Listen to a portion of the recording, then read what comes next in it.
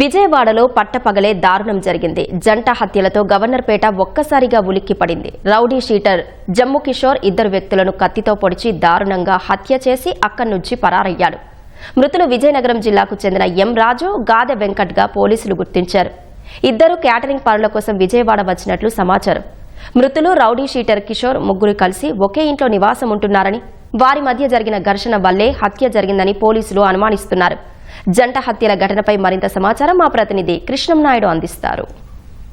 విజయవాడలోని గవర్నర్పేటలో జంట హత్యల కలకలం రేపాయి. మధ్యాహ్నం 2 గంటల సమయంలో ఈ హత్యలు జరిగినట్లు ప్రాథమికంగా మనకు సమాచారం అందుతుంది. జమ్ము కిషోర్ అనేటువంటి వ్యక్తి రౌడీ సీటర్ గా ఉన్నాడు. విజయనగరం నుండి ఇక్కడికి పని నిమిత్తం వచ్చినటువంటి ఏదైతే రాజు, వెంకట్ అనేటువంటి వ్యక్తులు ఈయనతో కలిసి ఉంటున్నారు. మధ్యాహ్న సమయంలో వీరి ముగ్గురు మధ్య చెలరేగినటువంటి వివాదం కారణంగానే ఈ హత్యలు జరిగినట్లు తెలుస్తుంది. పదునైనటువంటి ఆయుధంతో వీళ్ళిద్దరిని హత్య చేసినట్టు మనకు ప్రాథమికంగా సమాచారం అవుతుంది. ఇప్పటికే ఇక్కడికి పోలీసులు కూడా వచ్చారు. పోలీసులు వచ్చి విచారణ చేపట్టారు.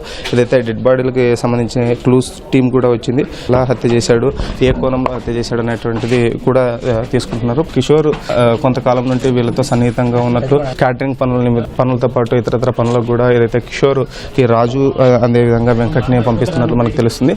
అయితే గొడవ జరిగే క్రమంలో మరో వ్యక్తి కూడా భాష అనేటువంటి వ్యక్తి ఉన్నారు. అయితే భాష అనేటువంటి వ్యక్తిని కాసేపటి క్రితమే గవర్నర్పేట పోలీస్ స్టేషన్ కూడా తీసుకెళ్లారు. విచారణ చేస్తున్నారు. ఏదైతే ఈ హత్యలకు సంబంధించిందో పూర్తి స్థాయిలో విచారణ చేస్తే తప్ప మనకు ఈ దాడి ఎలా జరిగిందన్నది తెలియదని కూడా పోలీసులు చెప్తున్నారు.